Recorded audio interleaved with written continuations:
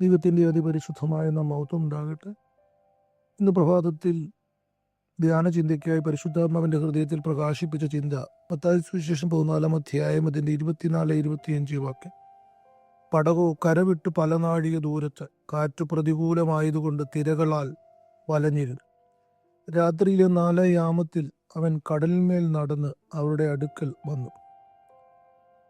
കർത്താവായ യേശുക്രിസ്തു ഈ ഭൂമിയിലായിരുന്നപ്പോൾ അനേക അത്ഭുതങ്ങൾ ചെയ്തു.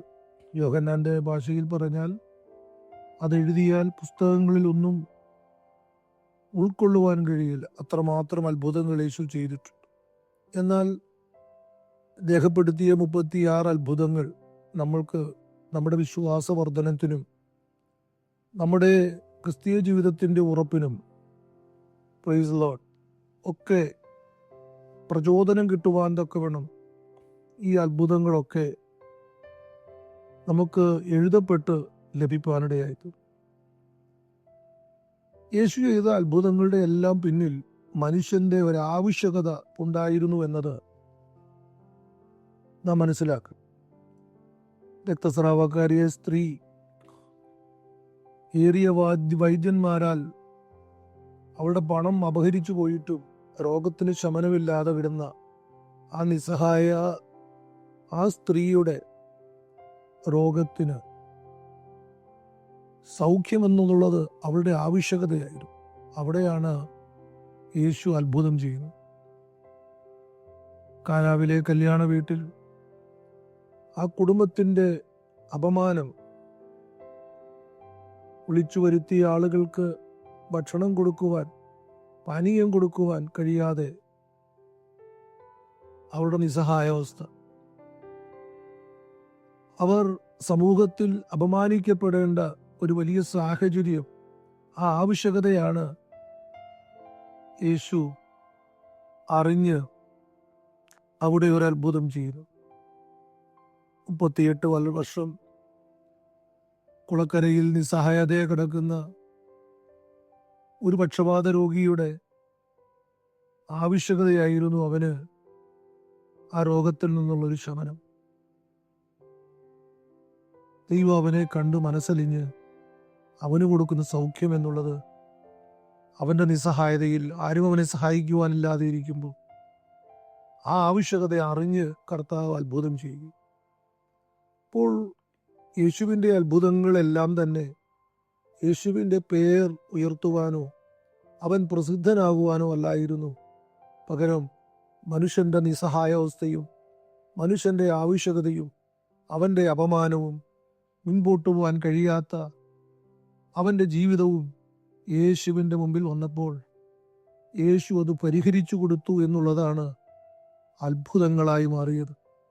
ഇന്ന് പകൽക്കാലം ഈ വചനം കേൾക്കുന്ന പ്രൈസ് ദി ലോർഡ്, ഈ ധ്യാന ചിന്തയിൽ ശ്രദ്ധിക്കുന്ന ജനമേ, നമ്മുടെ നിസ്സഹായാവസ്ഥ, ഹല്ലേലൂയ, നമ്മളുടെ ഭാരങ്ങൾ, നമ്മുടെ അപമാനങ്ങൾ, നമ്മുടെ ജീവിതത്തിൽ നാം നേരിടുന്ന കാലിലെ പ്രതിസന്ധികൾ, അതിൻ്റെ ആവശ്യങ്ങൾ, അതിൻ്റെ ആഴങ്ങൾ അറിയുന്നവൻ നമുക്കും ഒരത്ഭുതം ചെയ്യുവാൻ ഇന്നും ശക്തൻ തന്നെ.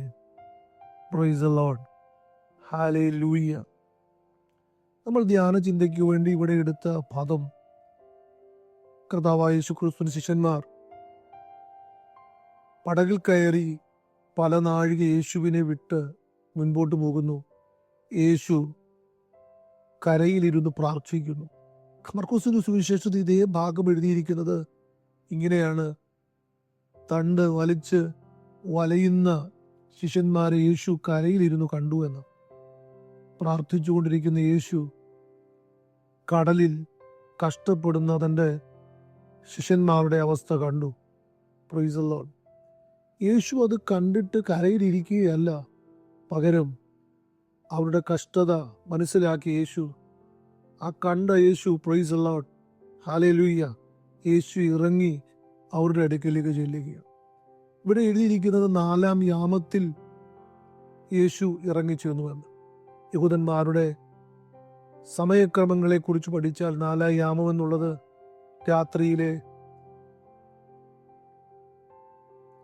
3 മണി തൊട്ട് 6 മണി വരെയുള്ള സമയമാണ്. Price the Lord. എന്ന് വെച്ചാൽ 3 മണി തൊട്ട് 6 മണി കഴിഞ്ഞാൽ പ്രഭാതം തുടങ്ങുകയാണ്. അവസാന മണിക്കൂർ എന്ന പദമാണ് പലപ്പോഴും നമ്മൾ അതിനെക്കുറിച്ച് മനസ്സിലാക്കുന്നത്. എന്ന് വെച്ചാൽ മനുഷ്യൻ്റെ നിസ്സഹായാവസ്ഥ 1, 2 പ്രഭാതം തുടങ്ങുവാനുള്ള സമയം. ഹല്ലേലൂയ.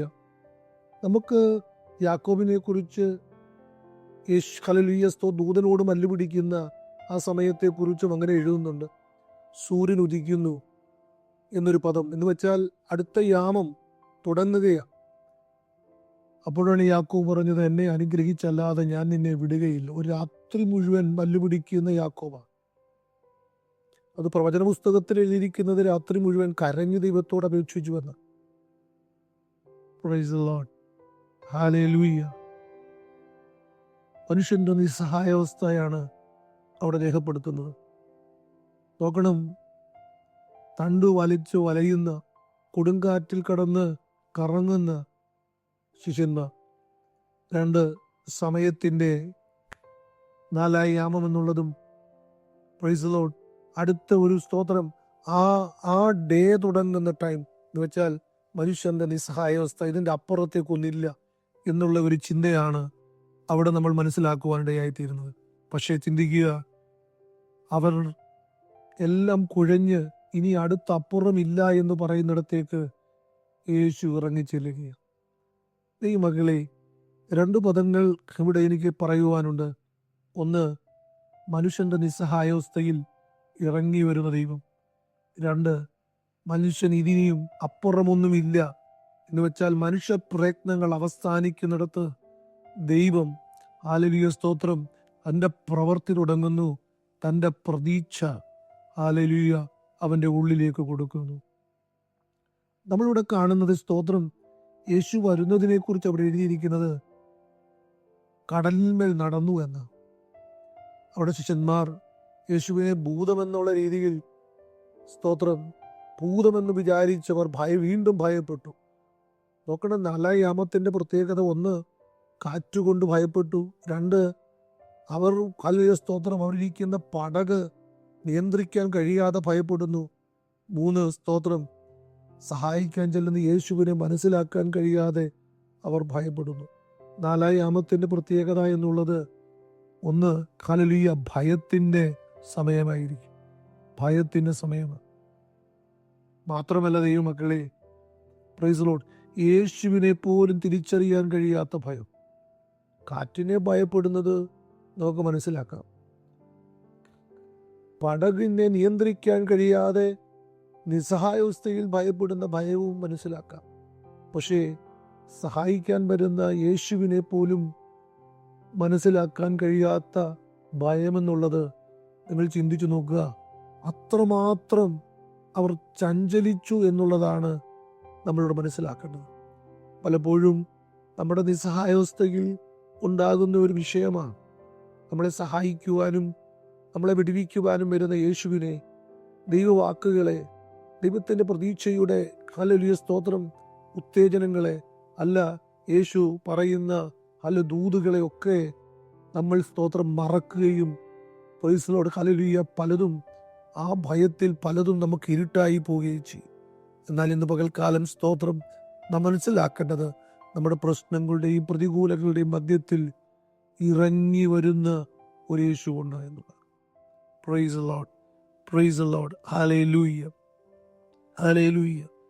എന്നാൽ അവരുടെ ഭയത്തിൻ്റെ മേഖല യേശു മനസ്സിലാക്കുകയും, പ്രൈസ് ദി ലോർഡ്, ഹല്ലേലൂയ, കർത്താവ് തന്നെ അവർക്ക് വെളിപ്പെടുത്തുകയും ചെയ്യുന്നു. Praise the Lord, hallelujah.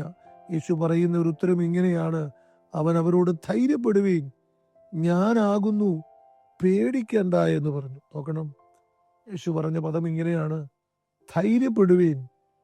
2, ഞാനാകുന്നു, പ്രൈസ് ദി ലോർഡ്, പേടിക്കണ്ട എന്ന് പറഞ്ഞു. നോക്കണം, ഇന്ന് പകൽക്കാലവും പ്രതിസന്ധികൾ യേശുവിന് പറയാനുള്ള വാക്കത: ധൈര്യപ്പെടുക. ഹല്ലേലൂയ സ്തോത്രം, ഞാനാകുന്നു. 3, സ്തോത്രം, പ്രൈസ് ദി ലോർഡ്, പേടിക്കണ്ട. ഈ 3 പദം ഏത് പ്രതിസന്ധിയിലും നമുക്ക് ധൈര്യം പകരുന്നു.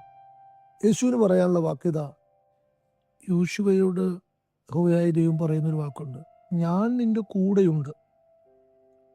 ഞാൻ മോശയോട് കൂടെ ഇരുന്നതുപോലെ നിന്റെ കൂടെ ഇരിക്കും. ഇത് മോശയോടും യേശു പറയുന്നത് എങ്ങനെയാണ്? ഞാൻ നിന്റെ കൂടെ ഇരിക്കും. ഇന്ന് പകൽക്കാലം ഏത് പ്രതിസന്ധിയിലും നമുക്ക് ഉറച്ചു നിൽക്കുവാൻ കഴിയുന്ന വാക്കാണ് യേശു നമ്മുടെ പ്രതിസന്ധിയിൽ ഇറങ്ങി വന്ന് നമുക്ക് ധൈര്യം തരുവാൻ, ധൈര്യപ്പെടുവീൻ എന്ന് പറയുവാൻ, ഭയപ്പെടാണ്ട എന്ന് പറയുവാൻ. Price the Lord, hallelujah. ഞാനാകുന്നു എന്ന് പറയുന്ന ആ കർത്താവിനെ കണ്ട് മുൻപോട്ട് പോകാം. 4 യാമം എന്നുള്ളത്, ഹല്ലേലൂയ സ്തോത്രം, അവസാനമല്ല. ഒരു പ്രഭാതം, സന്തോഷത്തിൻ്റെ പ്രഭാതം തരാൻ കർത്താവ് നമ്മുടെ അടുക്കിലേക്ക് ഇറങ്ങി വരും. കർത്താവിൻ്റെ വാക്കുകളെ വിശ്വസിക്കുക. കർത്താവ് നമ്മുടെ പ്രതിസന്ധികളെ കാണും, ഇറങ്ങി വരും. അതിൽ നമ്മളെ ഹല്ലേലൂയ പുറത്തിറക്കി, ഹല്ലേലൂയ സ്തോത്രം, ഒരു പ്രഭാതം കാണുകയും ഈ പ്രഭാതത്തിലും കർത്താവിന് പറയുവാൻ അതേ വാക്കാണ്, ധൈര്യപ്പെടുവീൻ, ഭയപ്പെടേണ്ട, ഞാനാകുന്നു. ജനത്തിനു വേണ്ടി പ്രാർത്ഥിക്കുന്നു. പരിശുദ്ധനായ ദൈവമേ, നിത്യനായ കർത്താവേ, തണ്ട് വലിച്ചു വലയുന്ന ശിഷ്യന്മാർ 4 യാമം അത് കണ്ട് ഇറങ്ങിച്ചെന്ന് അവരെ ധൈര്യപ്പെടുത്തി പുതിയ പ്രഭാതം കാണിച്ച കർത്താവ്, അങ്ങയുടെ കർത്താവേ സ്തോത്രം, ഈ വചനം കേൾക്കുന്ന ഞങ്ങളുടെ ജനത്തെ ഈ പ്രഭാതത്തിൽ ഹല്ലേലൂയ ധൈര്യപ്പെടുത്തി നന്മകൾ കൊടുത്ത് അനുഗ്രഹിക്കണമെന്ന് പ്രാർത്ഥിക്കും. 4 യാമം എന്നുള്ളത് അവസാനമല്ലെന്നും പുതിയ പ്രഭാതത്തിൻ്റെ ഹല്ലേലൂയ സന്തോഷത്തിൻ്റെ ദിനം കർത്താവ് അവർക്ക് കൊടുക്കുമെന്നും പറഞ്ഞവരെ ധൈര്യപ്പെടുത്തണമേ എന്നും പ്രാർത്ഥിക്കും. കർത്താവിനെ ചെയ്തുകൊണ്ട് സ്തോത്രം, ജനത്തെ വചനം വെച്ച് അനുഗ്രഹിച്ചുകൊണ്ട് സ്തോത്രം, യേശുവിൻ്റെ നാമത്തിൽ തന്നെ ആമേൻ. അനുഗ്രഹീതമായൊരു ദിനം ദൈവജനത്തിന് തരട്ടെ. Have A blessed day. God bless you.